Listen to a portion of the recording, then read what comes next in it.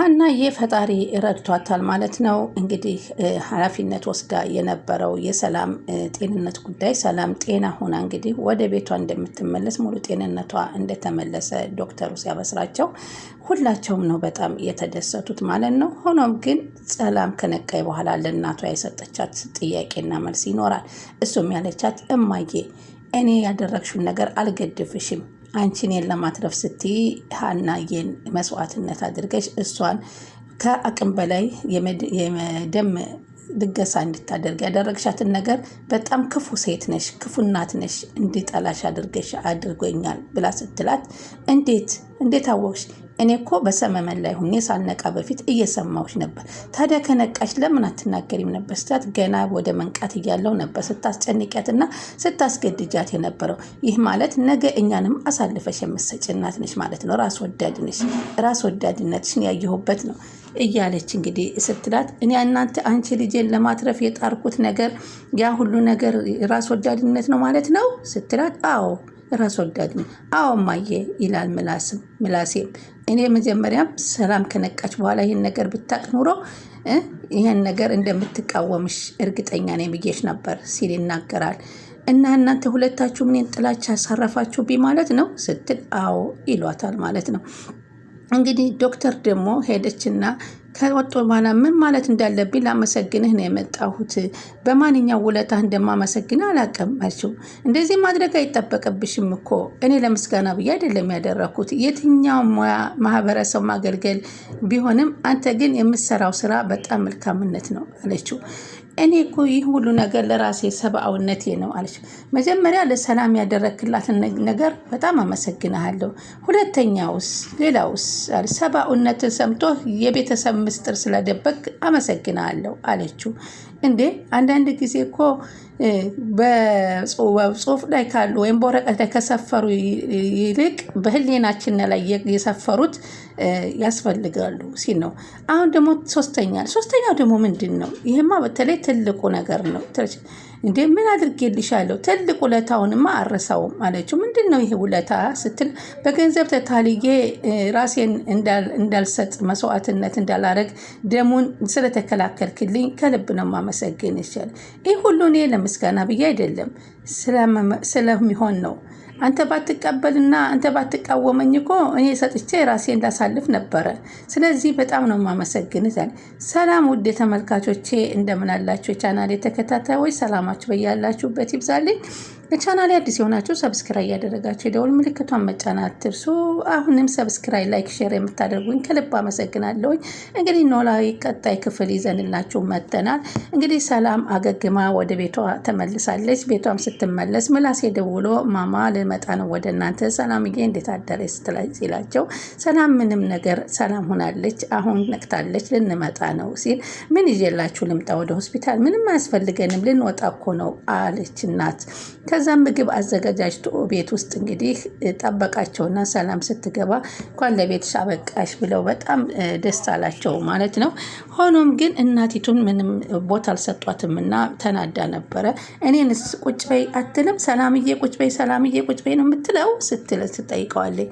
በቃ አንቺ አሁን እንግዲህ ከመግባቴ ነገር አትፈልጉብኝ ልረፍበት ስትል ትናገራለች ማለት ነው እሷ። ከዛ በኋላ እንግዲህ ያለው በጣም አኩርፋ እናቲቱ ሂዳ ተቀምጣለች። የሰራችውን ስራ ስተት እንደሆነ እየተናገሩ ነው። ስለዚህ ዶክተሩ ደግሞ ይህ ምላሴ የሚባለው ልጅ በጣም ጥሩ ልጅ ነው፣ በተለይ የሰጠውና የተናገረው ንግግር ግን ካላስቸገርኩሽ ስልኩን ትሰጭኛለች ሲል ዶክተር ሀናን ይጠይቃታል። ሀናም ችግር የለውም ስትል የምላሴን ስልክ ቁጥር ትሰጠዋለች። ምላሴ እንግዲህ የተናገረው ንግግር ዶክተሩን ምንጊዜም አስደስቶታል ማለት ነው። ሀና እንኳን የመስጠት ፍላጎት ቢኖራት ደሙን እንድትሰጥ እንዳትፈቅድላት የሚለው ነበር። ከእህቱ አብልጦ እንግዲህ ሀናንም ራሱ እንዳትጎዳ ያየበትን መንገድ ሲያየው ይህ ነው ሰብአዊነት፣ በጣም ምርጥ ልጅ ነው ነበር ያሉት ማለት ነው። በጣም ሰላም እንግዲህ ተኝታ እያለች ወይዘሮ ሀና ደግሞ ስለ ቢሮ ስራ ታወራቻለች። እባክሽ ስለ ቢሮ ስራ አሁን ምን ታወሪኛለች? ልተኛበት እንዴ? ጤነኛ ነኝ ድኛለሁ አላልሽም እንዴ? ለምን ጀርባሽን ሰተሽኝ ትሰጭኛለሽ? ስትላ ትጠይቃታለች። አላመመኝም፣ በቃ እማዬ ልረፍበት። ካላመመሽ እሺ ጥሩ። ከቢሮ ደውሎ አሁን ኧረ እባክሽ እማዬ ውጭልኝ፣ ልተኛበት። ምንም አይነት ነገር መስማት አልፈልግም። ምን እያልሽ ነው ልጄ? እስኪ በፈጠረች ተይኝ እማዬ። እንዴ አሁን እኮ ይሄ የሚነገርበት ሰዓት አይደለም። እኔ ደህና ነኝ ሳይሽ፣ እንደውም አንቺ እናቴ ባትወኝ ብዬ እየተመኘሁ ነው። ሀና ላይ ያደረግሽው ንግግር አንድ ወላጅ ላይ የሚጠበቅ ነገር አይደለም። የአንቺን ህይወት ለማትረፍ ያደረግኩት እኮ ይሄ ወንጀል ነው እንዴ ስትል፣ አዎ እንኳን ነቃሁኝ እንጂ ያንቺ በፍጹም ራሴን እሷን ጎድተሽ እኔን አትርፈሽ ቢሆን ኑሮ ራሴን አጠፋ ነበር ያለችው ሰላም። ስለዚህ እኔ በቃኝ፣ አንቺ እናታችን እንደዚህ አይነት ነገር መሆን ያለበት ሀሴት፣ አንቺ እንግዲህ በህይወት ካለች አንቺ የሰመሰሪውን ግፍ እየተቆጠረ እሷ ላይ እየተቆጠረባት ነው። ይሄን ታውቂያለሽ? አንቺ በፍጹም አንቺን ከዚህ በኋላ ላዋራሽ አልፈልግም እና ሀና ከመጣች ብቻ ነው ልነቃ የምችለው። አንቺ ግን እኛንም ቢሆን አሳልፈሽ የምትሰጭን ግፍ ለልጅ ልጅና ልጅ ይተርፋል የሚባል አባባል አለ። አይገባሽም እንደማየ ስትል ነው የተናገረችው። ከዛ በኋላ እንግዲህ በጣም ደስ ብሏቸው እየተጫወቱ፣ እሷም እንግዲህ አባቷ በጣም ርቧቸው ነበር። ምግብ ቤት እንግዲህ መስራቱን አቁማለች። ወደ ቤት መሄድ አባቷን ትታ ኃላፊነቱን ወደ እነሱ ስራ አዘን ብላ ስለነበር ርቧቸውም ነበር እና አሴር እንግዲህ ምንም መስራት አልቻለም። ያው እንግዲህ እንደለመደው የራሱን ሄዶ ቡላም ነው የሚባለው እሱ ምግብ ሄዶ ለራሱ ሲበላ ለምን እኔን አታበላኝም እያሉ አባት ሲሉት፣ አንቱ ይሄ በሕክምና የተከለከለ ምግብ አትበሉም፣ እኔ ብቻ እውነት ቆርጠህ በእኔ ጨክነህ እያሉ እያዩትም ጥርግርግ አድርጎ በልቶ ደርሰው ደግሞ ሌላ ምግብ አመጣለሁታለሁ እያለ እንግዲህ መንገድ ላይ ሲሄድ አንድ ላፕቶፕ የያዘ ሰው አይቶ ያንን ላፕቶፕ ሞልጭፎ ሊሄድና ምግብ ሊሰራ ገዛላቸው ሲያስብ በማሰቡ ብቻ አይተውጣሉትና አልፈልግህም አንተ የጃመላህን አሁንም አልተውክም፣ ኧረ አባተው እንጂ እንደዚህ አትበሉኝ እያለ ነው። በዚህ እንግዲህ ተቆጡና እሷ ደግሞ ምን ሆናችሁ ነው ከአባዬ ጋር የተጣላችሁት? እሱ ነው እንደ ልጠይቅኝ የነበረ አሲል፣ ቢያንስ ከአባቴ ፊት ለምንድን ነው ሀግ የምታደርገው? ማቆም አለብህ ይሄንን የጃመልህን ስትል፣ እኔ እኮ ትቻለሁ ለብቻዬ ሆኜ መተው ትቻለሁ እንኳ አባትሽ አጠገብ ሆኜ ሳይሆን ሲል፣ ጨንቆኝ እኮ ነው። ምን ላድርግ? አንቺም ቀረሽ፣ እሳቸው ምራባቸው መድኃኒታቸው ተላለፈባቸው።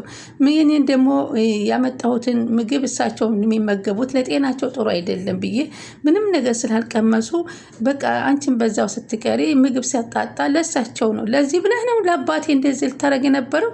አዎ ለዚህ ነው። ግን እኔ ለራሴ በልቻለሁ። ያን የምበላውን ምግብ ግን እሳቸው አይመገቡትም ብዬ አልሰጠኋቸው ሲል በጣም አዘነችና በቃ አባቴን በዚህ ልክ ትጨነቅለታለህ ማለት ነው ብላ በጣም አመሰግናለሁ፣ በጣም ነው የምትወደው ማለት ነው አለችው። እና አዎ ብሎ አለና አመሰገነችው። እና ከዛ በኋላ ለአባቷ ሲል ያደረገውን ነገር ሲሰማ ሀናዬ ተደሰተች። ከዛ በኋላ እንግዲህ ምግብ ሰርተው ሊበሉ ሲያቀራርቡ ደግሞ ሰላም ደግሞ እኔና ሀናዬ በአንድ ሰሃን ብንበላ ሀንዬ አለቻትና፣ መቼም ለሀንዬ ለእኔ ያደረግሽልኝን ነገር ፈጽሞ አልረሳውም አሉ ሁላቸውም። እንደው ቤተሰቡ ሁሉ በጣም በሀና ያደረገችው ድርጊት ተደሰቱ። ምላሴም ቢሆን ከዚህ በኋላ ሀና ማለት አንድ የቤተሰብ አካላችን እንጂ ሰራተኛችን አይደለችም እያለ ነበረ። እና ግን እንዴት ነው ደማችን ሊመሳሰል የቻለው? እንዴት ፈጣሪ ሊያድንሽ ሲፈልግ ነው እንግዲህ ያንቺን ደም ከእሷ ጋር ያመሳሰለው? ሀና በጣም ጥሩ ልጅ ናት አለ ሰላም። የመጀመሪያ ቀን አታስታውሽም? እኛ አባቷን እንኳ ታማሚ በሽታ አባቷን ጥላ እንግዲህ ከእነሱ ጋር እንድታደር ብላ ያደረችው። በጣም ይህም ሁሉ እያነሱ እንግዲህ ሁሉን ነገር እችላለሁ ነው የምትለው። የእሷን አይነት ነገር በገጠመን በጣም ይገርማል እኮ እያሉ በጣም ብዙ ውለታ ነው እኮ ለእኛ የዋለችልን። እንዴት አድርገን እንደምንከፍለው አናቅም። እኔስ በምን ላንቺ ህመም ብቻ መሰለሽ እንዴ? ለሁላችንስ ያደረገችልን ውለታ ቀላል መሰለሽ እንዴ? እኔ እኮ ጤናዬ የተመለሰው በእኔ ምክንያት ነው እያለ ነበር። እውነትም ጤናው የተመለሰው በእሷ እንክብካቤ ጉዳይ ነው። በዚህ መካከል እያወሩ እያሉ ዶክተሩ ስልክ ይደውላል ምላሴ ላይ። እና ሰላም ማን ዶክተር ነህ አላወቅኩህም ብሎ ሲጠይቀው እንግዲህ ያው የሰላምን ሕክምና ያካሄደው እንደሆነ ሲነግረው እሺ በሰላም ነው ታዲያ ሲለው አይፈልጌ ነበር ብንገናኝ ሲለው እሺ ምንም ለእኔ የምትደውልበት ምክንያት ግን ያለህ አይመስለኝም። በሰላም ነው አለ ደጋግሞ። አዎ በቃ እንግዳስ ነገ ከትምህርቱ ቤት ስመለስ እንገናኛለን ብለው ተነጋገሩ። ቅር ካላለ ሲለው ቅር በፍጹም አይለኝም ብሎ እንግዲህ ስልኩን ይዘጋል። ማን ነው ስትል ሰላም ትጠይቃለች። ዶክተር እሺ አንቺን ሕክምና በፍጹም መገናኘት የለባቸው ምን ሊነግረው ነው ብላ ተጨነቀች።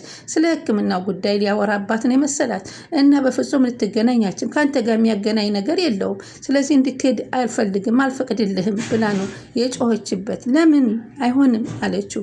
ምን አውቃለሁኝ ስትል አይሆንም ብቻ እንድታገኘው አልፈልግም እኮ ያለችው ስትባት ቃ እንዳታገኘው ብያለሁ እንዳታገኘው እንደ እሺ ብዬ ቃሌን አላጥፈም አልሰማሽኝም እንደ እሺ ብዬዋለሁ እኮ ምን ይሰራልሃል አይ አገኘሃለሁ እስካለኝ ድረስ አገኘዋለሁ ምን አንቺ አስጨነቀሽ እስኪላት ወይኔ ጉዴ በቃ ሁሉንም ነገር ለሱ ሊነግርብኝ ነው ማለት ነው ብላ ሀሳብ ውስጥ አሁን ምንድን ነው የማደርገው ምን ማድረግ አለብኝ ጉዴን ዘግዝኮ ሊናገርብኝ ነው መሰል ነው አይ ፈጣሪ አለ ሀና ግን ስልኩን መስጠትሽ ጥሩ አላደረግሽም አለችና አሁንም በሀና ላይ ተቀየመች ከዛ ምን እያሰብሽ ነው አረ ምን ሆነሽ ነው የሆነ ቦታ ሄድሽ እኮ ሲላት አይ ብላ ድንግጥ ብላ ትነቃለች እንግዲህ ሀናም ስራ ጨርሳ ወደ ቤቷ ስትሄድ ወይዘሮ ሀናን ስትሰናበታቸው እስኪ አንድ ጊዜ ቁጭ በይ አናግርሽ ከአንዲት የእናቴ የማይጠበቅ ነገር ስህተት ነው የሰራሁትና ምን አደረጉ እናቴ አንቺ ልጄ ብትሆኚ ይሄን ነገር አላደርገውም ነበረ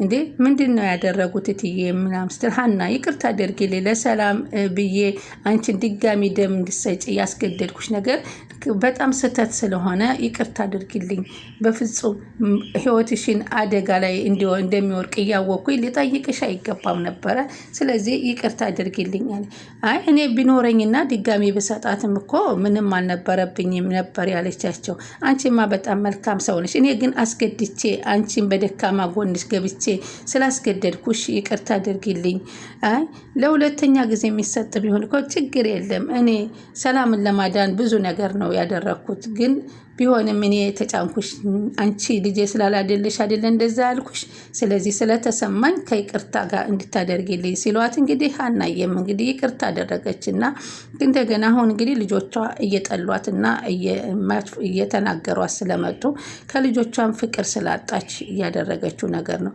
አሁንም ቢሆን ሰላምና አሲልም አሁንም ደጋግመው ምላሴ ማለት ነው እናታችን ይህን ነገር መፈጸምሽ አሳፋሪ ነው በአለም ላይ ያለን እናት እንኳን እንደዚህ አያደርግም እኔ ባካችሁ እናንተን ለማዳን ስል በአለም ላይ መደረግ ካለበት አደርጋለሁ ስትል አንቺ እናቴ ስተተኛ ነሽ አላት ማለት ነው እኔ አንድ ነገር ልንገራችሁ የኔ ዓለሞች እናንተ እኮ ናችሁ እንኳን አይደለም አንድ ሀና ዓለም ሁሉም ቢሆን አደርገዋለሁ ስትላቸው አንቺ ያልገባሽም ነገር አለ ሀና ከዓለም ትበልጣለች አለች ሀናን አይደለም የተወለደ አንጀት ቀርቶ ያየ እንኳ ሰው ይናፍቃታል በጣም የምታሳዝን ነው ይሄ ነው ጸባይሽ ከልጆችሽ ጋር የማያስማማሽ ራስ ወዳድነሽ እማዬ አለቻት እንትናም በጣም ተናገራት ሁለቱም ማለት ነው እና ከዛ በኋላ እንግዲህ አትጮሂብን ምን እያልሽ ነው ከሁለታችን አትጮህ እማዬ አትበል ይሄን ያህል ቆሻሻ የምታደርጉኝ ምን አድርጌ ነው ለእናት ካደረግሽው አንጻር ይሄ ሲያንስሽ ነው አለቻት ሰላም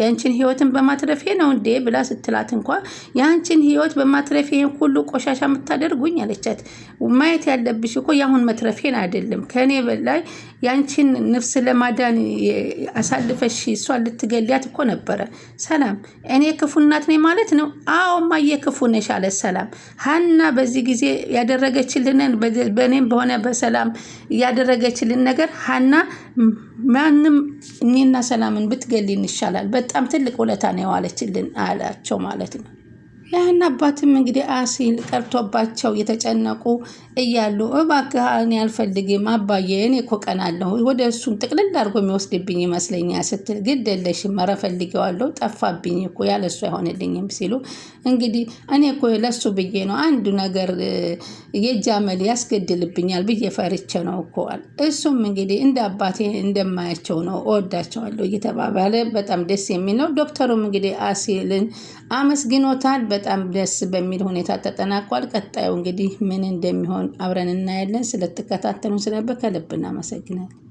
አሴም እንግዲህ ከአባቷ ላይ ጉልበት ወርቆ ስሞ ይቅርታ አድርጎ ጠይቋታል ማለት ነው። ሁለተኛ ከአባቴ ፊት እንደዚህ እንዳታደርግ እኔ ነግሬሻለሁ፣ ያደረግኩበት ምክንያት ለሳቸው ስል እንደሆነ እኔ ትቻለሁኝ አሉ። በቃ እኔ ልረዳህ እችላለሁ፣ ግን ሰዎቹ አይረዱህም እባክህ ሲሉ ነበረ የለመኑት። በጣም ሁለተኛ አላደርገውም፣ አባቴ ነው አንቱ፣ እኔ ሌላ ነገር የለኝም፣ ሌላ አባት አልፈልግም፣ አባትን እንኳን ፈልግ ቢላቸው አልፈልግም ሌላ አባት ነበር ያሉት። በዚህ ነው እንግዲህ ውዶችዬ በጣም በሚያሳዝን ሁኔታ ያለቀው። እንግዲህ ቀጣይ ምን ይሆናል የሚለውን አብረን እናያለን።